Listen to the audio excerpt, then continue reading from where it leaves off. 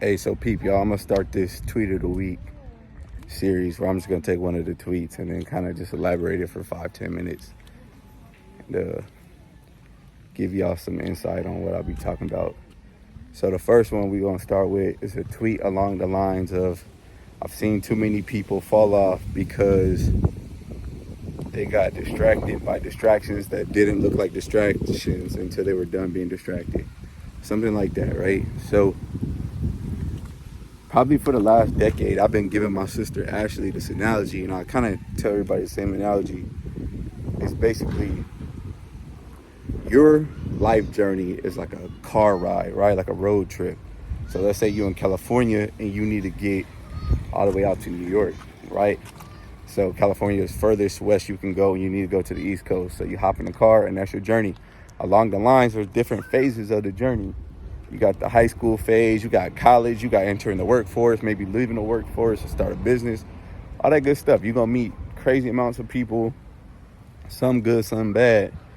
But one of the main things is when you meet people, if they're not on that journey to go from California to New York, they can't hop in your car. Or they can hop in your car, but it's the moment where y'all fork off, they have to hop out, right?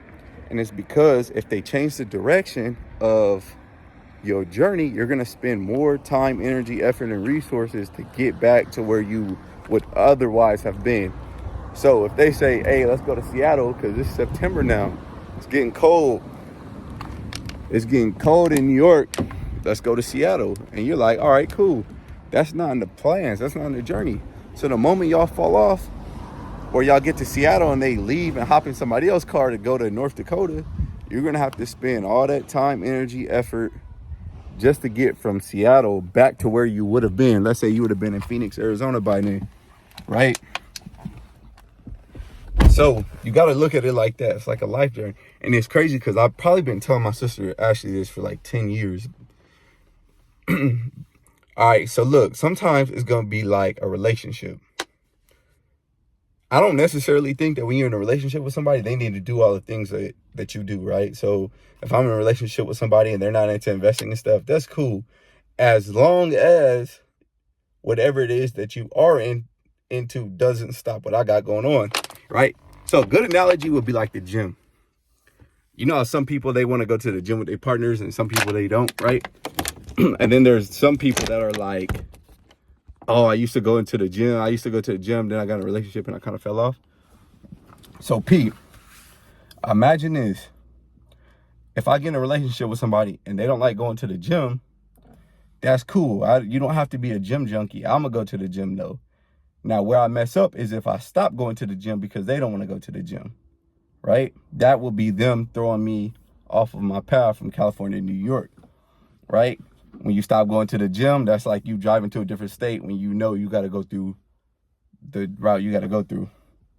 So sometimes it's business opportunities. Sometimes I'm locked in on a project. I'm trying to build this. I'm trying to build that. And somebody will come bring me an opportunity. Hey, we should do this or do this or do this and do this. And then I'm like, that's not really in my plans right now. You know, I'm focused on this.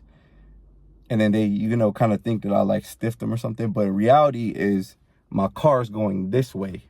So no matter what, my car is going this way. No matter what relationship I get into, my car is going this way, right? No matter what goes on in my personal life, I wake up and I lay a brick every single day. My car is going this way. The moment somebody hops in this passenger seat, my siblings, my friends, relationships, anybody, and they try to persuade me to change my destination, we have to exit and go the same and go our different ways. Now, the thing is, me and you could be cool. We just, in cars going different ways. We could still be cool. I could still meet up with you and go out, on the nights that I want to go out and have some fun. Guess who I'm called? My fun people. Doesn't mean we're going to kick it every day, but hey, I know when it's time to have fun, you the fun. Yo, what's up? Meet me in this destination because I'm going this way and I'm going to have a pit stop here in Houston, Texas. You're going to have a pit stop in Houston, Texas, or maybe you live in Houston, Texas. Cool, we can kick it. We can have a good time. But that's the way I see it. So there's a lot of times I run into people and they go, oh, I used to do this, but then I got a relationship. I used to do this, but then my business partner wanted to do this and I just listened to them and all that stuff. My life path is like this. So when you hop in this car, yo, you the DJ, bro, run it. Find some good, like find some vibey ass music or something. You the DJ.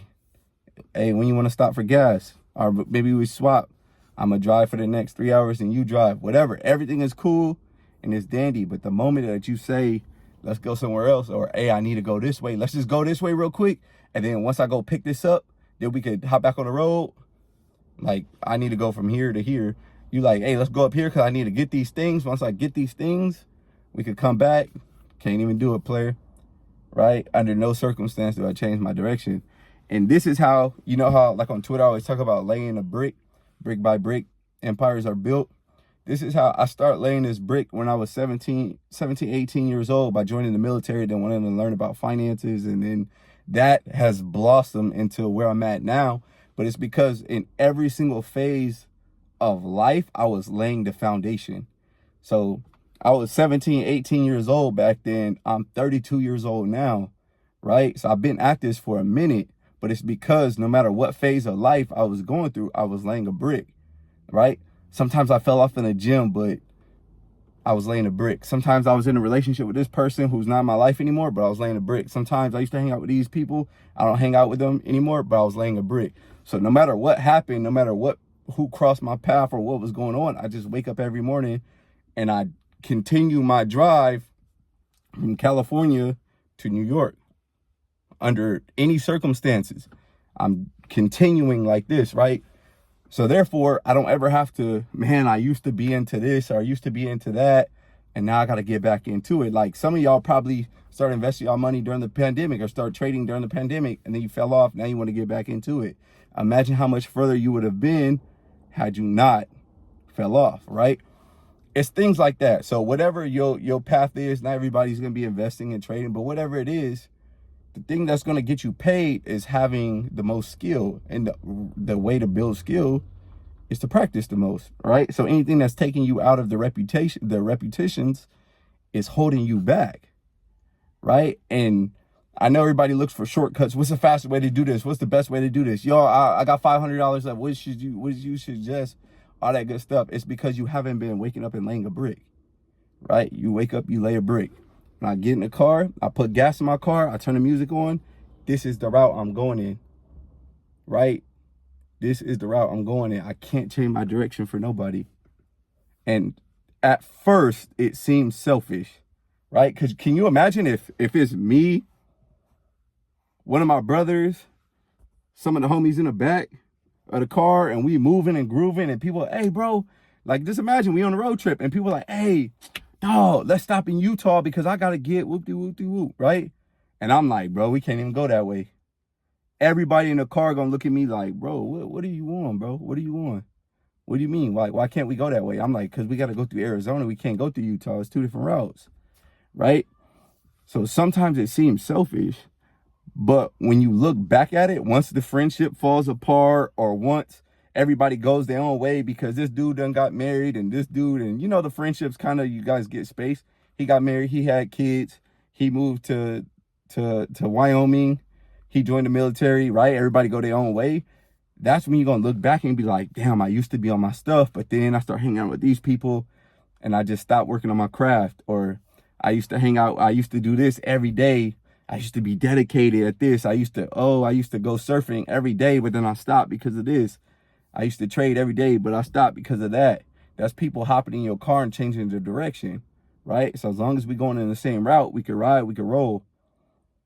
The moment when you like, hey, let's go this way, or let's do this, or let's do that, I'm going this way, my boy.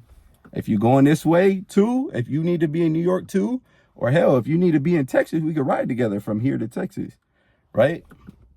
So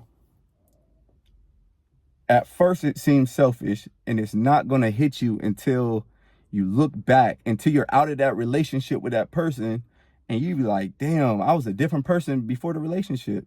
Or I used to do these things and I got in a relationship. Women go through this a lot. Ladies, listen, y'all go through this a lot where it feels like you lose your you, during a relationship. You know what I'm saying? Like you lose your you, and then when you get out of the relationship, you got to restart it. Some dudes go through it, but I see women go through it a lot. That's because you let somebody else change your direction or change your path. So if they hop into your car, right? And the only time somebody's a permanent passenger in your car is if they're your children or your spouse. Other than that, these are just, you know what I mean? Like, this is somebody who just might want to just have fun. They just want to ride from here to the next town over, listen to some good music, get some good eats, and then dip. And you, Then they get out of the car, run away on your ass. Your girlfriend cheated on you. Stuff like that. Where you're like, oh, man, but I did all these things. I made all these moves. I made all these sacrifices, and now I got to go back. No, you should go this way. If they understand your path, if they understand your vision, they're going to come this way with you as long as it aligns with theirs. Same thing with values, right? Same thing with values. Hey, these are my values. They're set this way. If your values are set with mine, then we can rock together. If they not, I'll catch you when I catch you. I might catch you at the bar, or I might catch you at a sports game. I might call you up and, hey, I got a ticket for you, bro. Come to this football game with me. Cool, we can kick it. But other than that, you can't hop in the car. You got what I'm saying? Y'all get what I'm saying?